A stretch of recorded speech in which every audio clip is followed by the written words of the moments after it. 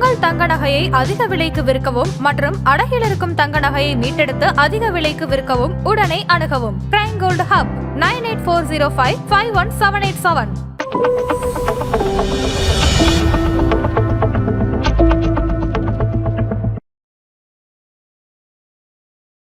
Gold மேலே போகணும்னா உலகத்தில் பிரச்சனை வரணும், நிறைய பிரச்சனைகள் இருக்கணும், அப்போ தான் கோல்டு ப்ரைஸ் மேலே போகும். இப்போ நீங்கள் ஃபால் ஆகு அப்படின்னு சொல்லியிருந்தீங்க. ஸோ நேற்றுக்குமே கூட கோல்டு ப்ரைஸ் வந்து அதிகமாக இருந்து இன்றைக்கி வந்து மறுபடியும் வந்து ஃபால் ஆயிருக்கு. எப்படி சார்? ஸோ இந்த வால்டாலிட்டி இருக்கும். நமக்கு வந்து 300 மேலே போச்சுன்னா 100 கீழே வரும், திருப்பி 100 கீழே போச்சுன்னா ஒரு 50 மேலே போகும். இது இந்த வால்டாலிட்டி தான் இருக்கும். நீங்கள் தீபாவளி வந்து அக்டோபர் 22, அக்டோபர் 22லேருந்து இந்த நவம்பர் 15 வரைக்கும் பார்த்தீங்கன்னா கோல்டு ப்ரைஸ் டெய்லியே வாலட்டைலாக தான் இருக்கும். உங்கள் வியூ படி பார்த்தீங்கன்னா இப்போ ரொம்ப வந்து கோல்டு ரிட்டர்ன்ஸ் வந்து கொடுக்காது. ஆனால் நிறைய பேர் சொல்கிற விஷயம் என்னன்னா இந்த இயர்க்குள்ளே இந்த இயர் எண்ட்குள்ளே வந்து சவரன் வந்து 1.5 லட்சத்தை வந்து கடந்து போகும் அப்படின்னு சொல்லி. அது அவங்களுடைய எக்ஸ்பெக்டேஷன். செபி ரெகுலேட் பண்ணாததுனால அது வந்து வாங்கக்கூடாது அப்படிங்கிற மாதிரி வியூஸ் கிடையாது. அவங்க வந்து ஒரு கிளாரிட்டி கொடுத்துருக்காங்க, ஓன் ரிஸ்க்லாம் வாங்கிக்கலாம். இந்த கோல்டு ப்ரைஸ் இந்த லெவலில் தான் மெயின்டைன் ஆகும் அப்படிங்கிறது தான் நம்மளோட வியூ. அதாவது 10,500 ரேஞ்சில் செட்டில் ஆகிறதுக்கான வாய்ப்புகள் நிறையா இருக்குது. நமக்கு வந்து கோல்டு ப்ரைஸ் ஃபர்தராக கீழே போகும் அப்படின்னு நம்ம எதிர்பார்த்தோன்னா அதுக்கான சான்சஸ் ரொம்ப கம்மி. திருப்பி 6,000க்கோ 7,000க்கோ போகிறதுக்கான வாய்ப்புகள் 1 இயர் டேர்மில் கிடையாது. அதே மாதிரி இங்கிருந்து திருப்பி 12,000ங்கிறது 20,000 போகும், ஏன்னா 40% ரிட்டர்ன், 50% ரிட்டர்ன், அதுவும் வாய்ப்புகள்.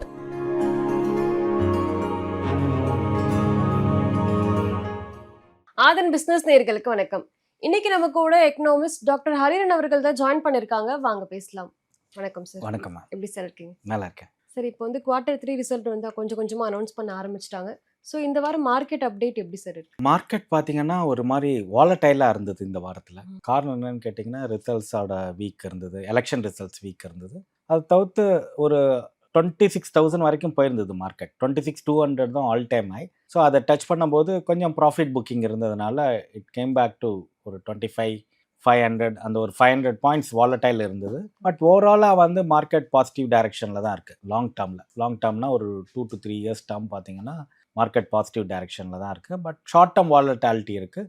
பட் நிறையா குளோபல் இஷ்யூஸஸ் வந்து செட்டில் ஆகிட்டே இருக்குது. இப்போதைக்கு மார்க்கெட் அடுத்தது என்ன பார்க்கணும்னா நம்மளுடைய மானிட்டரி பாலிசி இந்த குவார்ட்டருக்கு எப்படி வருது, தென் ஃபெட்டோட ரேட் கட்ஸ் எப்படி இருக்குன்னு பார்க்கணும். நம்ம we are almost nearing December 31 year end இருக்கிறதுனால அதோட இயர் எண்ட் எஃபெக்டும் கொஞ்சம் இருக்கும். அந்த நார்மலி இயர் எண்டில் அந்த people sell it and buy back on January. So இதெல்லாம் பார்க்கும்போது நெக்ஸ்ட் 30 டேஸ்க்கு வந்து கொஞ்சம் இன்ட்ரெஸ்டிங் பீரியட் தான். ஓகே, இப்போ யூஎஸ் ஷட்டவுனுமே வந்து க்ளோஸ் ஆகி மறுபடியும் ரீஓப்பன் பண்ணிட்டாங்க. ஸோ அதோட தாக்கம் மார்க்கெட்டில் எப்படி? பாசிட்டிவாக தான் இருக்கும். ஸோ அன்றைக்கி அந்த மாதிரி ஒரு நியூஸ் வந்த போதே மார்க்கெட் அப்பில் தான் இருந்தது ஒரு 2-3 நாள் முன்னாடி.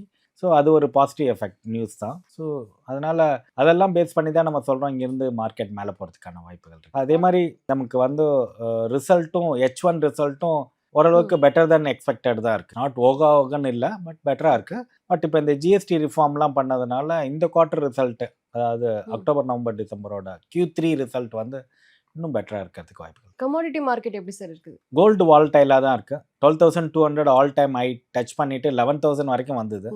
அங்கேருந்து திருப்பி ஒரு 500-600 பாயிண்ட்ஸ் மேலே வந்து இப்போ 11,600 11,700 இருக்குது. பட் நம்ம முன்னாடியே சொன்ன மாதிரி தான் 1 இயருக்கு பார்த்தீங்கன்னா இந்த தீபாவளி டு அடுத்த தீபாவளி கோல்டு வந்து ஒரு பெரிய அளவில் ரிட்டர்ன்ஸ் கொடுக்கறதுக்கான வாய்ப்புகள் ரொம்ப கம்மி.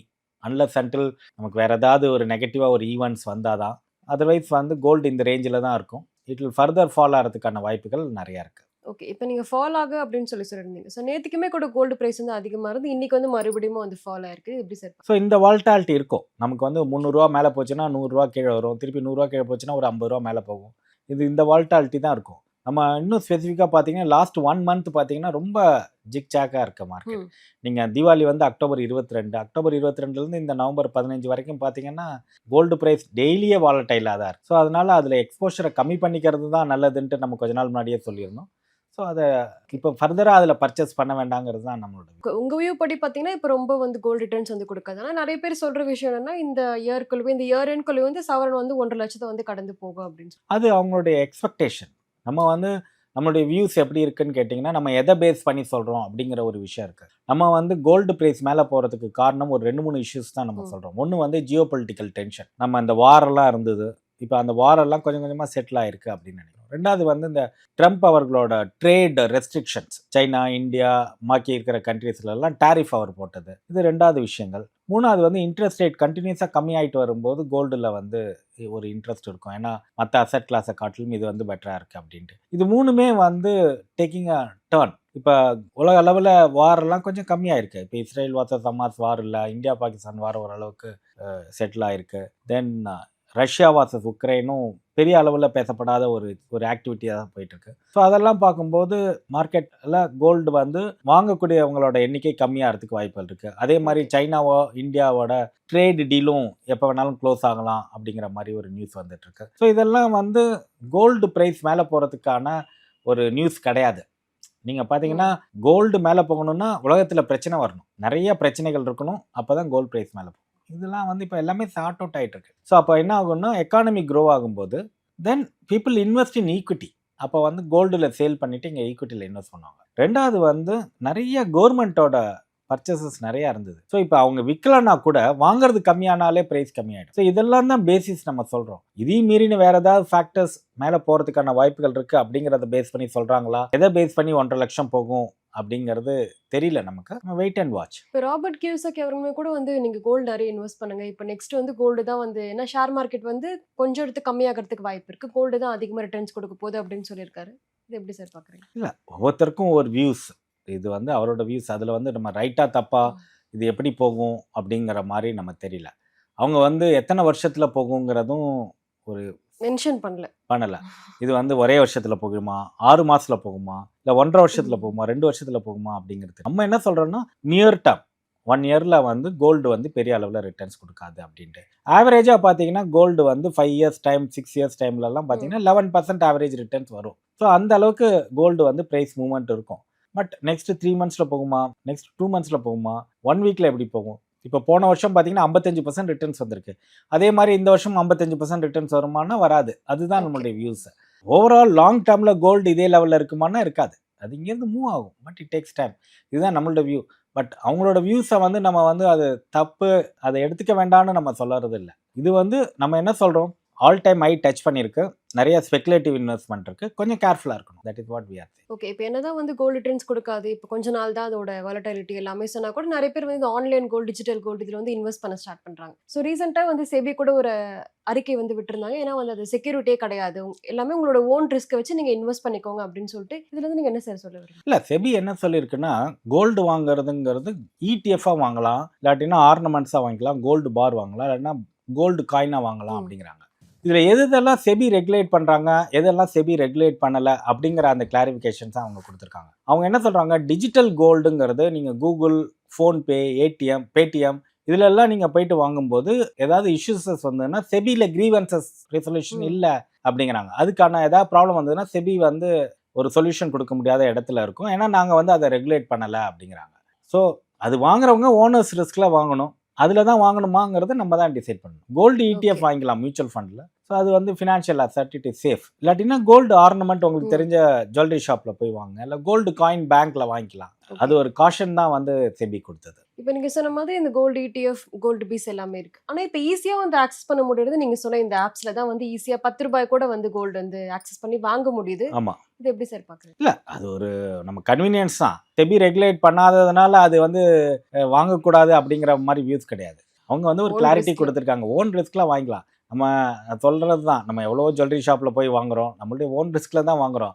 அதில் எப்படி பியூரிட்டி இருக்குது, எவ்வளோ கிராம் இருக்குது, என்ன ப்ரைஸ் இருக்குது, அதை பற்றிலாம் நமக்கு தெரியாது. அதெல்லாம் செபியாக ரெகுலேட் பண்ணுறாங்க, அது மாதிரி இல்லை. ஸோ அப்போ நம்ம we can buy through own risk. அதில் ஏதாவது ப்ராப்ளம் வந்ததுன்னா அந்த கம்பெனியை தான் அணுகணுமே ஒழிய செபியை அணுகக்கூடாதுங்கிறாங்க. இப்போ வந்து கோல்டு ப்ரைஸ் இப்போ எப்படி சார் போக போகுது? இனிமேல் வந்து வாலட்டைலாக தான் இருக்குமோ, இல்லை அதிகமாக வரதுக்கு வாய்ப்பு இருக்குது? இல்லை, நம்ம வந்து ஒரு 1 இயர் பீரியட் பார்க்குறோம். அதாவது இந்த தீபாவளிலேருந்து அடுத்த தீபாவளி வரைக்கும் இந்த கோல்டு ப்ரைஸ் இந்த லெவலில் தான் மெயின்டைன் ஆகும் அப்படிங்கிறது தான் நம்மளோட வியூ. அதாவது 10,500 ரேஞ்சில் செட்டில் ஆகிறதுக்கான வாய்ப்புகள் நிறையா இருக்குது. நமக்கு வந்து கோல்டு ப்ரைஸ் ஃபர்தராக கீழே போகும் அப்படின்னு நம்ம எதிர்பார்த்தோன்னா அதுக்கான சான்சஸ் ரொம்ப கம்மி. திருப்பி 6,000க்கோ 7,000க்கோ போகிறதுக்கான வாய்ப்புகள் 1 இயர் டேர்மில் கிடையாது. அதே மாதிரி இங்கேருந்து திருப்பி 12,000ங்கிறது 20,000 போகும். ஏன்னா 40% ரிட்டர்ன், 50% ரிட்டர்ன், அதுவும் வாய்ப்புகள் கம்மி. இந்த வருஷம் 5 to 7% கோல்டு ப்ரைஸ் இன்க்ரீஸ் ஆனாலே நமக்கு வந்து ஒரு நல்ல ரிட்டர்ன் தான் அப்படின்னு தான் நம்ம பார்க்குறோம். பட் நம்ம வருங்காலத்தில் நமக்கு அதோட வேறு ஏதாவது ஈவெண்ட்ஸ் இருக்கா, இன்ஃப்ளூயன்ஸ் பண்ணுறதா அப்படிங்கிறத நம்ம தெரியலாம். பட் இப்போதைக்கு என்ன டிசிஷன் என்னன்னா, ஆல்ரெடி 7,000த்துல வாங்கியிருந்தீங்கன்னா ப்ராஃபிட் புக் பண்ணுங்க. ஃபர்தராக இன்னைக்கு இன்வெஸ்ட் பண்ண வேண்டாம். ஓவரால் போர்ட்ஃபோலியோவில் ஒரு 10 to 15% கோல்டு வச்சுக்கலாம். இப்போ நான் 10 to 15% இல்லை சார், 5% தான் எனக்கு கோல்டு இருக்குது, நான் இப்போ வாங்கலான்னா கொஞ்சம் கொஞ்சமாக வாங்குங்க. கோல்டு ETF வாங்குறீங்கன்னா ஒரு மாதம் கொஞ்சம் கொஞ்சமாக வாங்குங்க. நமக்கு தெரியும் ப்ரைஸ் கீழே போச்சுனாலும் நமக்கு பெனிஃபிட் இருக்கும், மேலே போனாலும் பெனிஃபிட் இருக்கும். ஒரே நேரத்தில் போய் இன்வெஸ்ட் பண்ண வேண்டாம் அப்படின்ட்டு தான். நட்ஷல் என்ன சொல்கிறோன்னா, 1 இயர் ரிட்டர்ன் வந்து ஒரு மாடரேட்டாக இருக்கும்.